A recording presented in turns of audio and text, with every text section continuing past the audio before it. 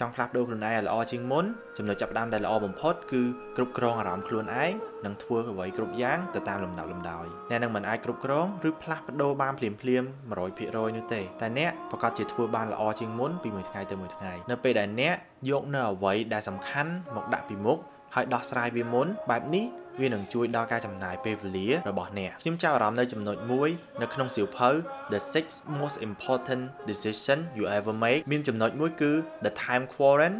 ឬប្រអប់4ជ្រុងនៃពេលវេលាប្រអប់នេះបង្កើតចេញពីវត្ថុធាតុដើម2គឺ Important អ្វីដែលសំខាន់និង urgent អ្វីដែលប្រញាប់កឡោនទី1គឺជាកឡោនដែលសំខាន់ជាងគេហើយក៏ប្រញាប់ជាងគេដែរឧទាហរណ៍ត្រូវរំលឹកមេរៀនព្រោះថាថ្ងៃស្អែកគឺដល់ថ្ងៃប្រឡងហើយត្រូវប្រញាប់ទៅជួយមិត្តភ័ក្តិដែលកំពុងតែមានបញ្ហាត្រូវយកពេលវេលាបន្ថែមដើម្បីទៅធ្វើការឲ្យទាន់ពេលការរស់នៅបែបនេះនឹងធ្វើឲ្យឆាប់ stress ខ្លាំងឬក៏ burn out អញ្ចឹងហើយលក្ខក្នុងស្ថានភាពបែបនេះកាន់តែតិចកាន់តែល្អកឡោនទី2វិញគឺជាកឡោនដែលសំខាន់ក៏ប៉ុន្តែមិនសូវប្រញាប់ខ្លាំងទេដូចជាការហាត់ប្រាណគឺជារឿងដែលសំខាន់សម្រាប់សុខភាពអ្នកទាំងអស់គ្នាតែវាមិនប្រញាប់ខ្លាំងទេក៏ប៉ុន្តែអ្នកក៏ត្រូវតែមានភាព consistency ឬក៏ភាពស្ថិតស្ថេរចំពោះវាផងដែរចុះ essay ដែលអ្នកត្រូវតែបង្ហើយក្នុងសប្តាហ៍នេះវិញវាសំខាន់ក៏ប៉ុន្តែយើងសល់ពេលច្រើនអញ្ចឹងវាអត់ប្រញាប់ខ្លាំងទេនៅក្នុងកឡោនមួយនេះការងារគឺអត់ប្រញាប់ខ្លាំងទេក៏ប៉ុន្តែបើសិនជាអ្នកទុកយូរពេកអ្នកមិនយូរមិនឆាប់នឹងធ្លាក់ខ្លួនទៅក្នុងកឡោនទី1វិញជាក់ជាមិនខានកឡោនទី2គឺជាកឡោនដែលល្អបំផុតសម្រាប់អ្នក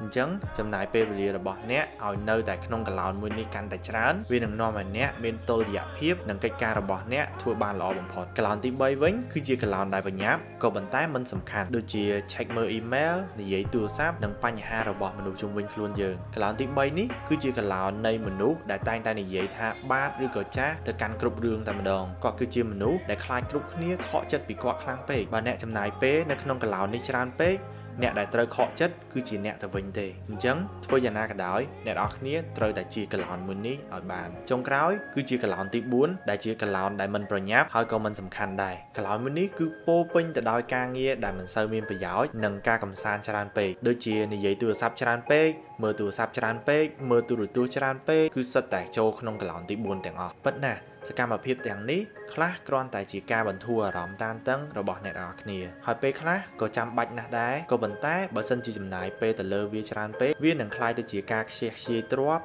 និងពេលវេលាអញ្ចឹងហើយកុំសូវចំណាយពេលខ្ជះខ្ជាយខ្លាំងពេកនៅក្នុងកឡោនមួយនេះសរុបមកអ្នកគួរចាំថាជីវិតគឺមិនមែនត្រង់រហូតទេហើយទ្រឹស្ដីទាំងអស់នេះក៏គ្រាន់តែជាអក្សរដែលនៅលើក្រដាសតែប៉ុណ្ណោះនៅពេលដែលអ្នកយល់អ្នកក៏ងាយស្រួលក្នុងការដោះស្រាយបញ្ហារបស់អ្នកទៅតាមកលៈទេសៈផងដែរអូខេlike និង share ឲ្យមិត្តអ្នកនរគ្នាដឹងផងណា